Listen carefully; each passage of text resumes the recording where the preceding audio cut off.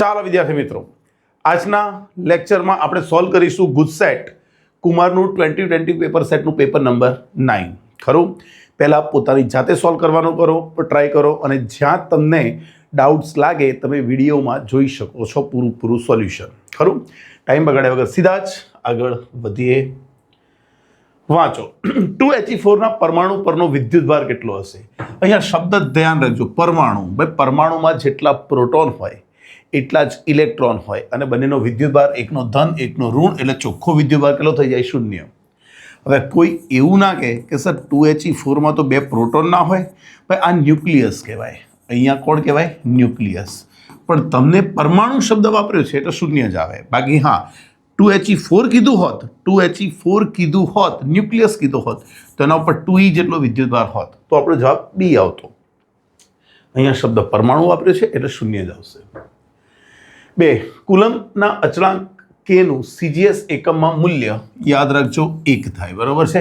કુલમ્બનો અચળાંક કે આપણે MKSમાં શું લખીએ છીએ? 9 × 10⁹ છે ને, ન્યૂટન મીટર સ્ક્વેર પ્રતિ કુલમ્બ સ્ક્વેર.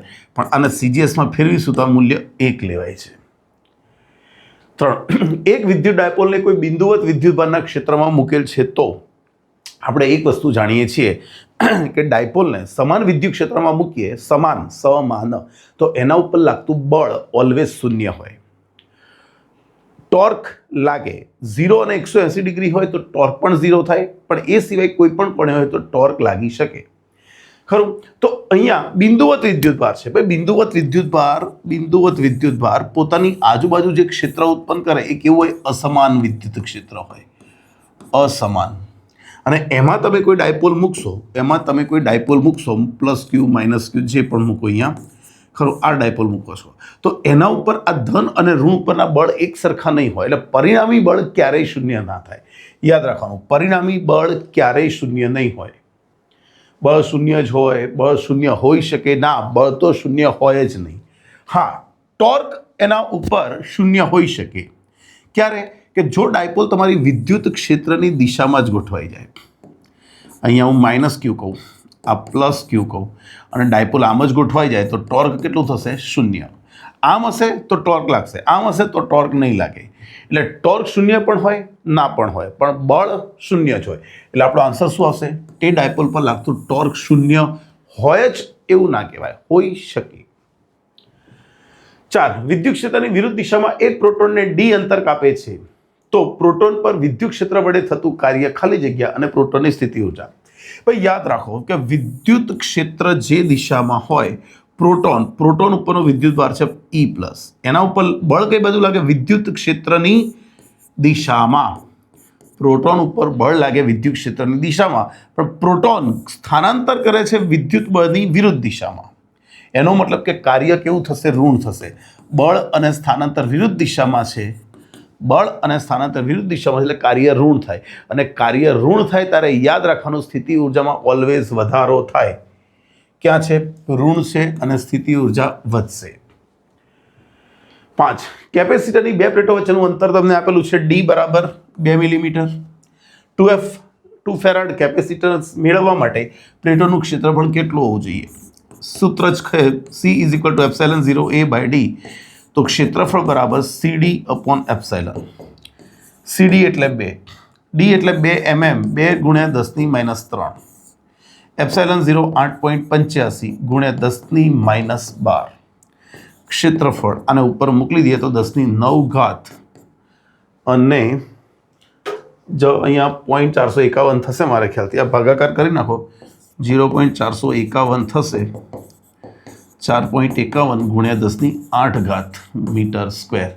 તો એવું તો આ રહ્યું. ધ્યાન રાખજો, સેન્ટીમીટર સ્ક્વેર છે, આ મીટર સ્ક્વેર છે. ખરું? આવડે.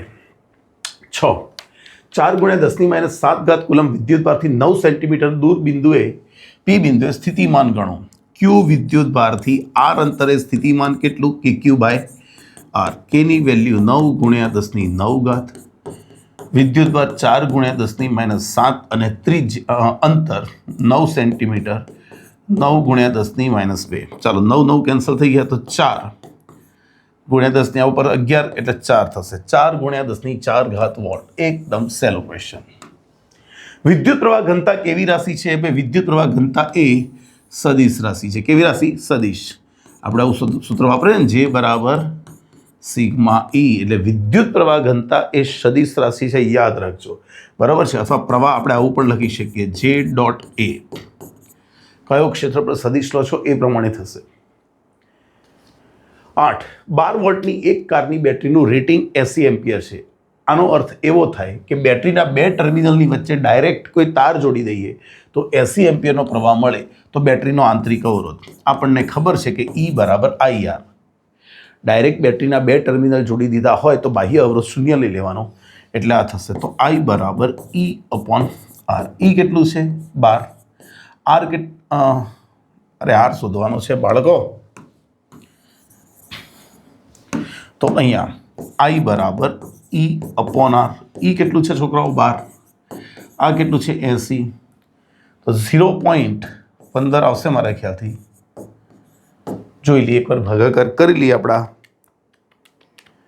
0.15 એમ્પિયર. ખરું કે નહીં? નેક્સ્ટ 9. તાંબાના 3 તારની લંબાઈ આડછેદનું ક્ષેત્રફળ આપેલા છે. તો સૌથી નાનો અવરોધ. અવરોધનું સૂત્ર શું બની ગયા? R બરાબર ρL/A. R મિનિમમ કરવો હોય તો લંબાઈ સૌથી ઓછી હોવી જોઈએ અને ક્ષેત્રફળ સૌથી વધારે હોવું જોઈએ, મેક્સિમમ. કયા પેરમાં એવું થાય છે? લંબાઈ સૌથી ઓછી, ક્ષેત્રફળ સૌથી મિનિમમ, એટલે આ તાર થાય છે. શું આવશે જવાબ? 2A. ક્ષેત્રફળવાળા તારનો અવરોધ સૌથી ઓછો થશે. ખરું કે નહીં? અને જો મેક્સિમમ કરવો હોય તો કયો જવાબ આવશે? લંબાઈ વધારે હોવી જોઈએ અને ક્ષેત્રફળ ઓછું, તો આવશે નાનામાં નાનો અવરોધ આ થશે, મોટામાં મોટો અવરોધ આ થશે. આ ત્રણ પૈકી. 10. 1 સેન્ટીમીટર ત્રિજ્યાના અને નિયમિત આડછેદવાળા તારમાંથી I પ્રવાહ પસાર થાય છે. તો A/2 અને 2A અંતરે આવેલા ચુંબકીય ક્ષેત્રોનો ગુણોત્તર. ભાઈ અહીંયા ત્રિજ્યા તમને આપી છે A, અને તમારે એકવાર R અંતર લેવાનું છે A/2. આ અંતર કઈનું કહેવાય? અંદરનું બિંદુ. અને અંદરના બિંદુએ ચુંબકીય ક્ષેત્રનું સૂત્ર શું બની ગયા હતા? μ0I/2πa² × R. ચાલો કિંમત મૂકીએ. μ0I/2πa² × A/2. ખરું કે નહીં? તો જુઓ અહીંયા એક નીકળી જશે તો શું સૂત્ર આવ્યું? μ0I/4πa. હા કે ના? કઈનું બિંદુ લીધું આપણે? અંદરનું બિંદુ લીધું છે. ખરું કે નહીં? A/2. હવે કયું બિંદુ લેવાનું છે? 2A, 12નું બિંદુ. તો હવે R બરાબર 2A લઈએ અને R ઇઝ ગ્રેટર દેન ત્રિજ્યાના અંતર કરતાં વધારે છે, એટલે 12નું બિંદુ છે. તો ચુંબકીય ક્ષેત્ર, અને B1 કહું અને B2 કહું. સૂત્ર μ0I/2πr. પણ R લેવાનું છે 2A, તો આ સૂત્ર આવી જશે μ0I/4πa. બંને ચુંબકીય ક્ષેત્ર સરખા જ છે, તો B1/B2 બરાબર 1/1. ક્યાં છે આવો જવાબ? તો જવાબ આવી જશે ડીમાં. 11.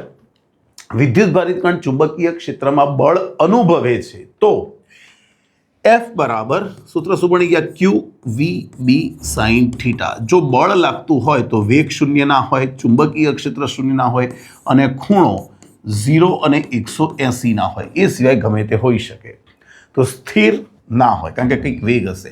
સમાંતર પ્રતિ સમાંતર પણ નહીં હોય. શું હશે? ચુંબકીય ક્ષેત્રને લંબ રૂપે ગતિ કરે. 12. R ત્રિજ્યાના વર્તુળાકાર ગૂંચળામાં વિદ્યુત પ્રવાહ વહે છે જ્યાં ચુંબકીય પ્રેરણનું મૂલ્ય કેન્દ્ર પરના ચુંબકીય ક્ષેત્ર કરતાં 1/8 ગણું છે. તો તેના અક્ષ પર, ગૂંચળાના અક્ષ પર તેના કેન્દ્રથી અંતર કેટલું હશે? આપણે ભણી ચૂક્યા છીએ. આ એક લૂપ છે. એના કેન્દ્રથી x અંતરે એની ત્રિજ્યા આપણે R લઈએ તો એના અહીંયા ચુંબકીય ક્ષેત્ર BX ગણીએ, કેન્દ્ર ઉપરનું B0 ગણીએ, તો સંબંધ આપણે મેળવ્યો હતો x અંતરે ચુંબકીય ક્ષેત્ર કેન્દ્ર કરતાં યાદ આવ્યું કંઈક આટલામાં ભાગનું હોય. BX બરાબર B0/x²/R² + 1/3/2. હવે તમને આ ચુંબકીય ક્ષેત્ર કેટલું લેવાનું છે? કેન્દ્ર કરતાં 1/8 ભાગનું. તો dx એટલે B0/8 મૂકી દઈએ. B0 અહીંયા આવી જશે x² + R² + 1/3/2. આ બે કેન્સલ થયા. આને સરખાઈ દઈએ તો શું આવશે? X square upon R square plus 1 3/2 बराबर 8 तो X square upon R square plus 1 8 2/3 એટલે 8નું પહેલાં ઘનમૂળ નીકળે તો 2 એનો વર્ગ એટલે 4 તો X square upon R square बराबर 3 માટે एक्स स्क्वेर बराबर 3r स्क्वेर x बराबर √3r क्या है आवो आंसर तो आवो आंसर આપણો આવી ગયો બી ખરું નેક્સ્ટ 13 ગજિયા ચુંબક માટે ભૌમિતિક લંબાઈ LG અને ચુંબકીય લંબાઈ વચ્ચેનો સંબંધ આ સંબંધ આમ તો ટેક્સ્ટ બુકમાં નથી પણ આવડવો જોઈએ 5/6 LG यानी ભૌમિતિક લંબાઈ કરતાં મેગ્નેટિક લંબાઈ એટલે ચુંબકીય લંબાઈ 5/6 ગણી હોય ચાલો નેક્સ્ટ ચુંબકીય ક્ષેત્ર રેખાઓ બંધ ગાળા રચે છે યાદ રાખો ચુંબકીય ક્ષેત્ર રેખાઓ બંધ ગાળા રચે છે જો ગુચલાને નરમ લોખંડના ગર્ભ પર અલગ કરીને વીંટાળ્યું હોય તો તેનું આત્મપ્રેરકત્વ અનેક ગણું વધી જાય કેમ વધી જાય ભાઈ ગુચલાની અંદર માનો કે એક સોલેનોઇડ છે એના આત્મપ્રેરકત્વનું સૂત્ર શું μ0 n² a/l અહીંયા આપણે શૂન્યાવકાશની જગ્યાએ કોઈ માધ્યમ લઈએ તો પરમિએબિલિટી મ્યુ લેવી પડે તો સાપેક્ષ પરમિએબિલિટી μr μ0 n² a/l લખાય પણ અહીંયા નરમ લોખંડ છે જેની સાપેક્ષ પરમિએબિલિટી ઘણી જ મોટી છે સાપેક્ષ પરમિએબિલિટી શૂન્યાવકાશ કરતાં ઘણી મોટી છે માટે એનું આત્મપ્રેરકત્વ અનેક ગણું વધી જાય 16 એસી વોલ્ટેજ V બરાબર 200√2 સાઇન મળે છે તો તેનો આવર્તકાળ બોલો અહીંયા ઓમેગા તમને ડાયરેક્ટ મળી જશે કેટલો 100π ઓમેગાની જગ્યાએ 2π/t બરાબર 100π તો અહીંયા t બરાબર તમને કેટલું મળી જશે 2/100 20 એટલે 0.02 સેકન્ડ અથવા મિલી સેકન્ડ બોલતા તો પણ ચાલતું પણ અહીંયા આપેલું છે 17 2 × 10⁻⁴ વેબર પર મીટર સ્ક્વેર તીવ્રતાવાળા સમાન ચુંબકીય ક્ષેત્રને લંબ 5 મીટર લંબાઈનો સળિયો આટલા વેગથી પ્રવેગ ગતિ કરે છે તો વોલ્ટ ઈએમએફના વધારાનો દર આમ તો જો ડાયરેક્ટ જ જવાબ બોલી શકાય આપ કેમલા બાળકો મૂલ્યો બધા સરખા જ છે 20 × 10⁻⁴ દરેકમાં આન્સર એ જ છે ખાલી એકમ લખવાનું છે તો એકમ શું છે ઈએમએફના વધારાનો દર એટલે DE/dt આ થયો વોલ્ટ અને આ પ્રતિ સેકન્ડ થઈ જાય કે ના થઈ જાય પણ આપણે સૂત્ર મેળવીએ ગતિકીય ઈએમએફનું સૂત્ર શું હતું BVL પણ મારે ઈએમએફ નથી જોઈતું ઈએમએફનો વધારાનો દર જોઈએ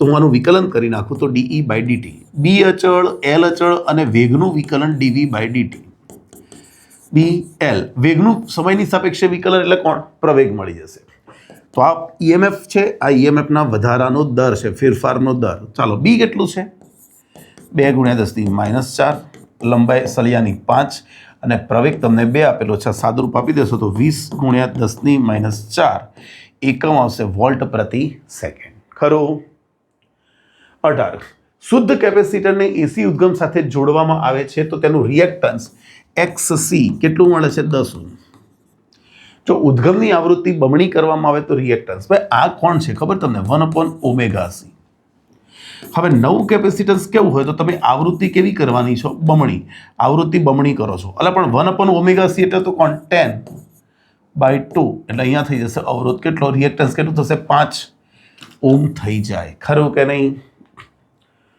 19 LCR પરિપથમાં એસી પ્રાપ્તિ સ્થાનની કોણીય આવૃત્તિ વધારતા કેપેસિટિવ રિએક્ટન્સ એટલે 1/ωc અને ઇન્ડક્ટિવ રિએક્ટન્સ એટલે ωL જો તમે ઓમેગાને શું કરો છો વધારતા આ વધારશો તો આ ઘટશે અને આ વધારશો તો આ વધશે એટલે કેપેસિટિવ રિએક્ટન્સ ઘટે અને પેલું વધે ઘટે વધે ક્યાં છે ઘટે વધે ખરું 20 એક એસી પરિપથમાં તાત્ક્ષણિક વોલ્ટેજનું મૂલ્ય મહત્તમ થાય ત્યારે પ્રવાહનું મૂલ્ય પણ મહત્તમ થાય ભાઈ વી અને પ્રવાહ વોલ્ટેજ અને પ્રવાહ એક સાથે મહત્તમ બને એનો મતલબ કે કળા તફાવત કેટલો કળા તફાવત 0 ડિગ્રી હવે કળા તફાવત 0 ડિગ્રી એનો મતલબ શું થયો કે પરિપથમાં કાં તો માત્ર અવરોધ છે કાં તો LCR ત્રણેય છે પણ અનુનાદ થાય છે એટલે આ બે ઓપ્શન યાદ રાખવાના એટલે અત્યારે માત્ર અવરોધ જવાબ સારો બેસશે હા, એટલે એવું જરૂર નથી કે ઇન્ડક્ટર કેપેસિટર ના હોય પણ ખરા, પણ અનુનાદ થતો હોય તો પાછું અવરોધ જ ગણાય માત્ર. ખરું? એક સમતલ વિદ્યુત ચુંબકીય તરંગ z દિશામાં ગતિ કરે છે, તેની આવૃત્તિ આપી છે, તો તેની તરંગ લંબાઈ બોલો. તરંગ લંબાઈ લેમડા બરાબર c/ν. c એટલે 3 × 10⁸, આવૃત્તિ એટલે 30, મેગા એટલે 10⁶. આ 10�7 થશે અને ઉપરથી એક 3 નીકળી જશે, 10 મીટર આન્સર આપણો આવી જાય. 22. જળ પરિવહનમાં કયા તરંગો ઉપયોગી છે? જળ પરિવહનમાં જળ પરિવહન, આવું તો મેં પહેલી વાર સાંભળ્યું. જળ પરિવહન,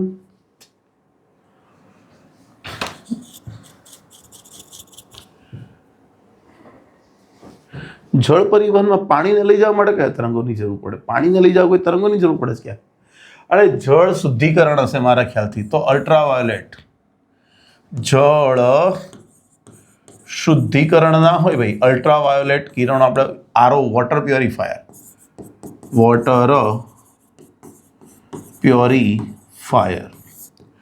ખરું ને? અલ્ટ્રાવાયોલેટ કિરણો હોય, અથવા એવું બને કે ગવર્મેન્ટનું જે પાણી આવતું હોય કોર્પોરેશનનું, એ પાણી અલ્ટ્રાવાયોલેટ કિરણોથી પાર કરીને આવતું હોય કે જેથી અંદરથી જીવજંતુઓ નાશ પામે. 23. પ્રવાહીમાં એક પદાર્થને ડુબાડવામાં આવે છે તો નીચેનામાંથી કયા કારણસર પદાર્થ દૃશ્યમાન ન બને?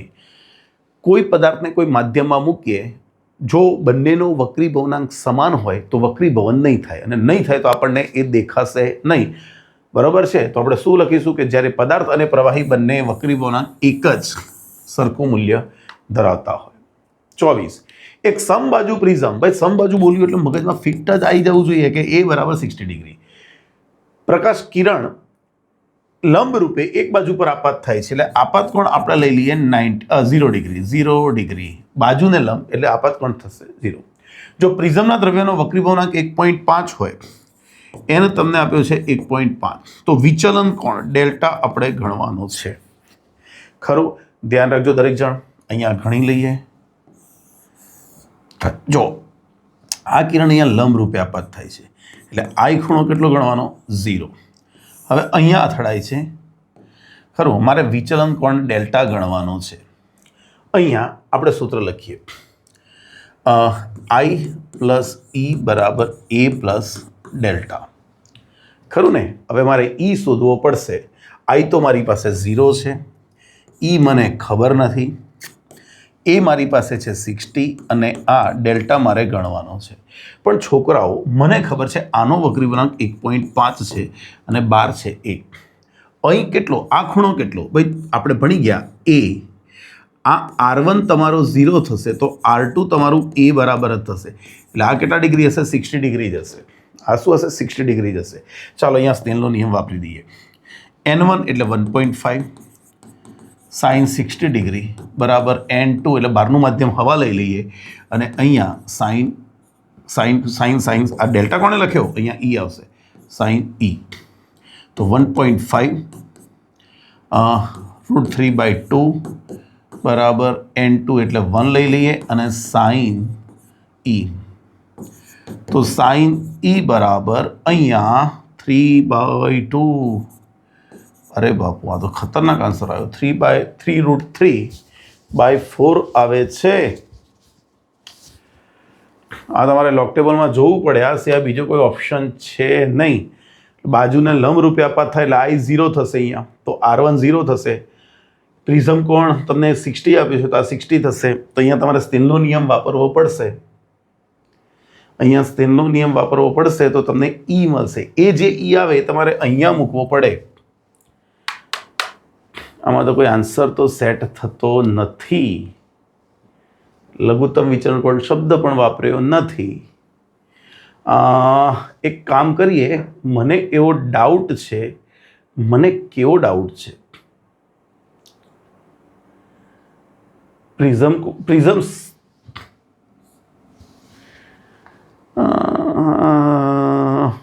ના ભાઈ, કંઈક લોચો જ છે આમાં, યોગ્ય નથી આ. બરાબર ને? કારણ કે લઘુત્તમ વિચલન કોણ શબ્દ વાપર્યો નથી એટલે અહીંયા લોચો છે. તો તમારે આ 3√3 7 3 આ તો વધારે વધી જશે યાર. આ શક્ય જ નહીં બને. અરે હા યાર, બરોબર બરોબર બરોબર, ઓકે ઓકે ઓકે. છોકરાઓ એક વસ્તુ ધ્યાન રાખો, અહીંયા લોચો થઈ ગયો થોડોક. બરોબર છે બરોબર છે બરોબર છે.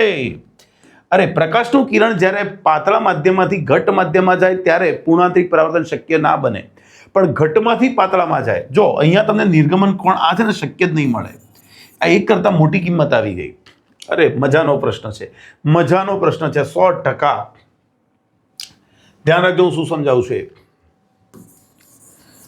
જો અહીંયા પ્રકાશનું કિરણ અહીંયા આપાત તો થયું ખરું. હવે અહીંયા ધ્યાન રાખજો, આ અહીંયા 60 ડિગ્રીના કોણે આપાત થાય છે, પણ હું ચેક કરું કે હવે પ્રકાશનું કિરણ ઘટમાંથી પાતળામાં આવવા માગે છે. ભાઈ પાતળામાંથી ઘટમાં થાય તો આપણે ચેક કરવાની જરૂર નથી, પણ ઘટમાંથી પાતળામાં થાય તો મારે ચેક કરવું પડશે કે પૂર્ણાંતરિક પરાવર્તન થાય છે કે નથી થતું. તો અહીંયા બચ્ચાઓ ધ્યાન રાખજો કે આપણને ખબર છે કે ક્રાંતિકોણ સાઇન IC બરાબર 1/n. તો સાઇન IC અહીંયા 1/n એટલે 1.5. તો સાઇન IC બરાબર અહીંયા 2/3 થઈ જશે. એટલે ક્રાંતિકોણ તમને મળી જશે લગભગ 42 ડિગ્રી. આ લોક ટેબલમાં જોવું પડશે તમારે. આપણને ખબર પણ છે કાચ હવાનો ક્રાંતિકોણ કેટલો છે? 42 ડિગ્રી. અરે કિરણ અહીંયા કેટલા કોણે આપાત થયું? 60 ડિગ્રીએ. તો અહીંયા આપાત કોણ ક્રાંતિકોણ કરતાં વધારે છે, તો આ કિરણ અહીંથી પૂર્ણાંતરિક પરાવર્તન થઈ જશે. પૂર્ણાંતરિક પરાવર્તન થશે તો આ ખૂણો કેટલો? 60 ડિગ્રી. હવે એ 60 તો આ કિરણ આ સપાટીને લંબ રૂપે જશે, એટલે કિરણ આમ જતું રહ્યું. જે કિરણ આમ આવ્યું હતું એ આમ જતું રહ્યું. તો એની મૂળ દિશા કઈ હતી? આ. તો એનું વિચલન કોણ આ થયો કહેવાય, ડેલ્ટા. તો ટોટલ ખૂણો 180. આખી રેખાનો ખૂણો કેટલો? 180. એમાંથી 120 માઇનસ કરી નાખીએ તો જવાબ આવી ગયો 60 ડિગ્રી. મજાનો પ્રશ્ન, મજાનો પ્રશ્ન ખરું. ધ્યાન રાખો, પ્રકાશનું કિરણ સપાટીને લંબ રૂપે આપાત થયેલો આપાત કોણ 0. તો બીજી સપાટી સાથે એ પ્રિઝમ કોણ જેટલા કોણે આપાત થાય. સમબાજુ છે એટલે પ્રિઝમ કોણ 60 ડિગ્રી થયો. હવે ઘટમાંથી પાતળામાં જાય તો મારે ચેક કરવું જરૂરી છે કે પૂર્ણાંતરિક પરાવર્તન થાય કે ના થાય. તો જુઓ, મેં અહીંયા ક્રાંતિકોણ અને વક્રી ભૂર્ણાંક આપ્યો છે 1.5. તો મેં ક્રાંતિકોણ સુધી કાઢ્યો 42 અને આપાતકોણ તો 60 છે. એનો મતલબ કે આપાતકોણનું મૂલ્ય ક્રાંતિકોણ કરતાં વધારે છે. આ કિરણ બહાર નહીં નીકળે, અહીંથી પૂર્ણાંતરિક પરાવર્તન પામશે આ સપાટી પરથી. પણ ત્યાંથી જ્યારે અહીં આવશે તો આ સપાટીને લંબ હશે એટલે સીધું બહાર નીકળી જશે. તો જે કિરણ આમ જવાનું હતું એ આમ ગયું, તો વિચલન કોણ આ થયો ખરું. તો 180માંથી 120 બાદ કરી નાખીશું. 25. બહિર્ગોળ લેન્સને જેનો વક્રીભવનાંક લેન્સના દ્રવ્યના વક્રીભવનાંક જેટલો જ છે તેવા પ્રવાહીમાં ડુબાડવામાં આવે છે તો તેની કેન્દ્ર લંબાઈ. ભાઈ લેન્સ મેકર ફોર્મ્યુલા શું લખીએ છીએ? n2 - n1/n1 1/r1 - 1/r2. જેટલો લેન્સનો વક્રીભવનાંક છે એટલો જ માધ્યમનો વક્રીભવનાંક છે ખરું. તો અહીંયા બંનેના વક્રીભવનાંક સરખા મૂકી દઈએ તો 1/f. આ શું થઈ ગયું? 0. કેન્દ્ર લંબાઈ થઈ ગઈ 1/f બરાબર 0. તો કેન્દ્ર લંબાઈ કેટલી થઈ જાય? અનંત. કેટલી થશે? અનંત થઈ જાય. હા કે ના? વિનાશક વ્યતિકરણ માટે પથ તફાવત આપણે ભણી ગયા છીએ. ભાઈ વિનાશક વ્યતિકરણ માટે પથ તફાવતનું સૂત્ર 2n - 1 અથવા 2n + 1 λ/2. એટલે આપણો આન્સર બેસી જશે કયો? D. 27. લાલ રંગ વડે મળતી વિવર્તન ભાતને બદલે જાંબલી રંગની વિવર્તન ભાત મેળવવામાં આવે તો વિવર્તન અધિકતમોની પહોળાઈનું સૂત્ર. મધ્યસ્થ અધિકતમની પહોળાઈ કહીએ તો આટલી થાય. મધ્યસ્થ અધિકતમની પહોળાઈ 2λD/d. હવે પહોળાઈ ચલે છે તરંગ લંબાઈ, અને આપણે જાણીએ છીએ કે રાતા રંગની તરંગ લંબાઈ વધારે હોય, વાયોલેટની ઓછી હોય. તો પછી રાતાની પહોળાઈ વધારે હશે, વાયોલેટની પહોળાઈ ઓછી હશે.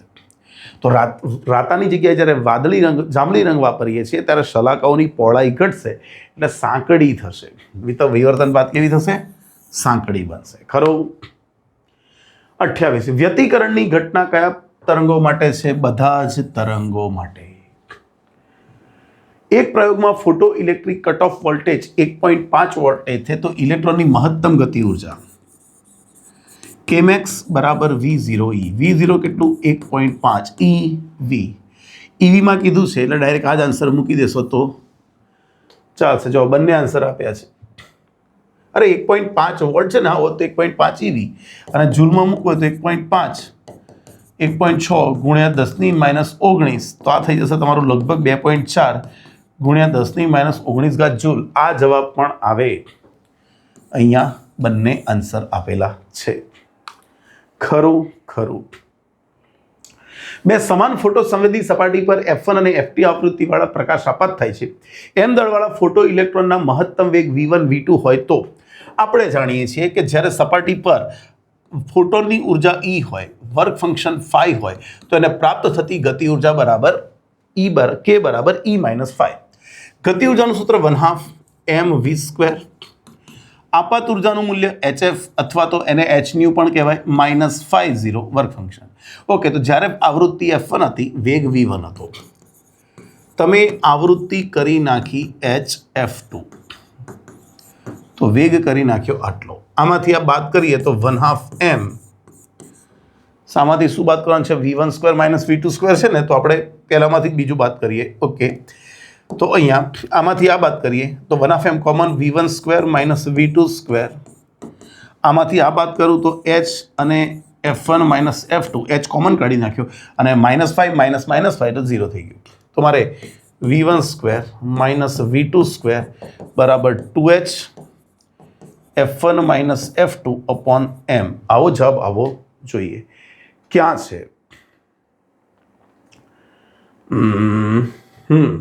તો આપણી પાસે આન્સર છે એ. 31. જો મુક્ત ઇલેક્ટ્રોનનો વેગ બમણો કરવામાં આવે તો દ બ્રોગલી તરંગલંબાઈમાં થતો ફેરફાર. ભાઈ લેમડા બરાબર h/mv. m દનો કણ v ઝડપથી ગતિ કરતો હોય તો દ બ્રોગલી તરંગલંબાઈ આટલી. તો નવી તરંગલંબાઈ કેવી હોય તો તમે વેગ કેવો કરો છો? બમણો. v બમણો કરો છો તો 2mv. તો આ શું થઈ ગયું? આ તો જૂની તરંગલંબાઈ થઈ ગઈ, તો λ/2.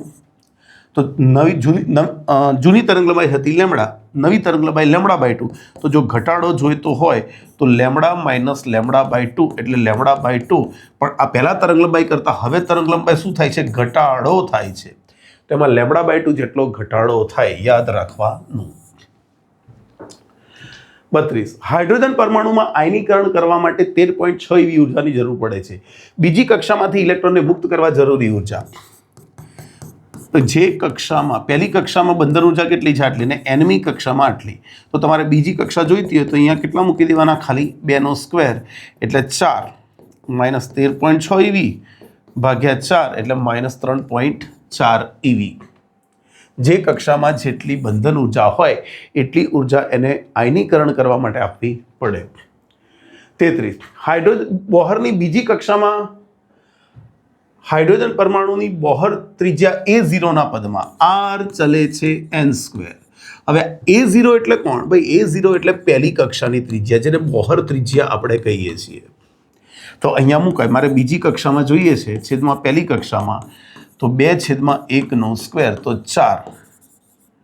આવા MCQ હોવા જોઈએ? ના. જે છોકરાઓ મહેનત કરી છે એમને આશા રાખવાની કે થોડા અઘરા પૂછાય. ખરું કે નહીં? આવા ના પૂછાવા જોઈએ. ગમે તે ગણે એવા MCQ હોવા જોઈએ. 40માંથી 10 MCQ તો અઘરા જ હોવા જોઈએ. 20 MCQ ઇન્ટરમીડિયેટ ટાઈપના હોવા જોઈએ અને 10 જ થોડાક ઇઝી હોવા જોઈએ. ખરું? બોહરના હાઇડ્રોજન પરમાણુમાં nમી કક્ષામાં ઇલેક્ટ્રોનની કોણીય ઝડપ એટલે ઓમેગા. ઓમેગા કોના સમપ્રમાણમાં? mvr બરાબર nh/2π. m વીની જગ્યાએ મુકાય r ઓમેગા. વી કોણ મુકાય? r omega. તો અહીંયા મૂકીએ તો ઓમેગા r² nh/2π. તો ચાલો ચલન લખી નાખીએ. ઓમેગા r² ચલે છે n. પણ છોકરાઓ તમને ખબર છે r ચલે છે n². તો અહીંયા મૂકીએ તો ઓમેગા n⁴ ચલે છે n. તો ઓમેગા ચલે છે 1/n³. ક્યાં છે? n³ વ્યસ્ત પ્રમાણમાં. 35. ન્યુક્લિયસમાંથી ન્યુક્લિયનને મુક્ત કરવા માટે જરૂરી ઉર્જા En છે અને આપણને ખબર છે એ મેગા ઇવીના ક્રમની હોય. પરમાણુમાંથી ઇલેક્ટ્રોનને મુક્ત કરવા જરૂરી ઉર્જા E છે. આપણે જાણીએ છીએ એક ઇવી અથવા બહુ તો કેવીના સ્વરૂપમાં હોય. ખરું? તો પછી બંને વચ્ચેનો સંબંધ તો ન્યુક્લિયસમાં ઉર્જાની વધારે ઉર્જા હશે. ખરું કે નહીં? ચાલો. 36. 1 કિલોગ્રામ દ્રવ્યને સમતુલ્ય ઉર્જા. બોલો, મજાક કરી નાખ્યો છે, કશું ફેરવવાની પણ જરૂર નથી આમાં. તો 1 ગુણ્યા 3 ગુણ્યા 10⁸ નો સ્ક્વેર 9 ગુણ્યા 10⁻16 જૂલ.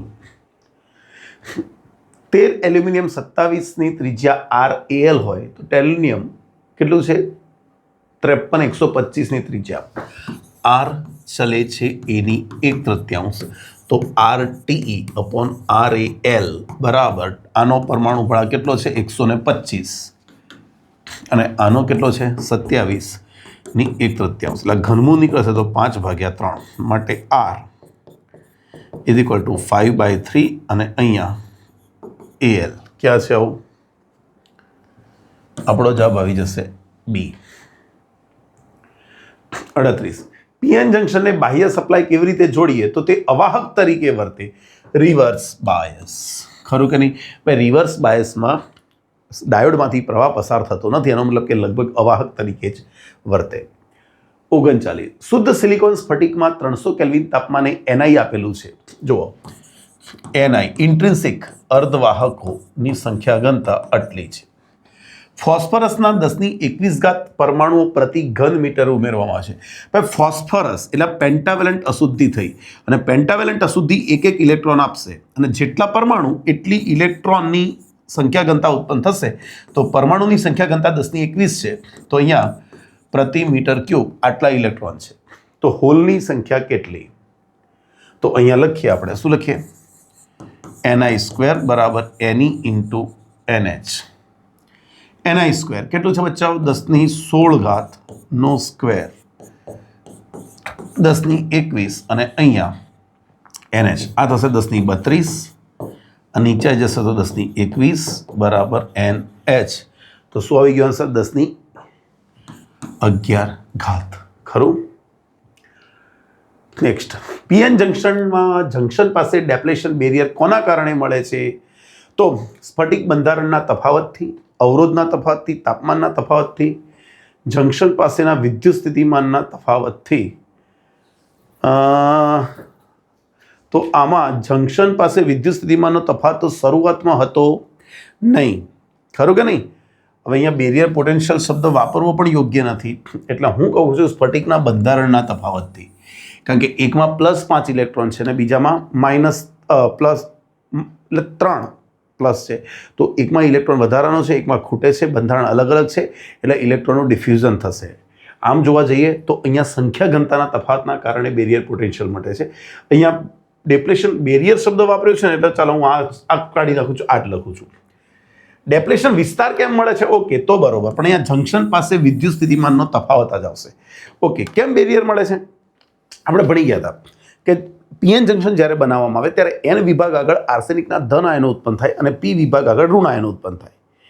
હવે કોઈ N વિભાગના ઇલેક્ટ્રોનને P વિભાગના હોલ તરફ ગતિ કરવી હોય તો ડેપ્લેશન વિસ્તારનું વિદ્યુત સ્થિતિમાન એનો વિરોધ કરશે. ખરું કે નહીં?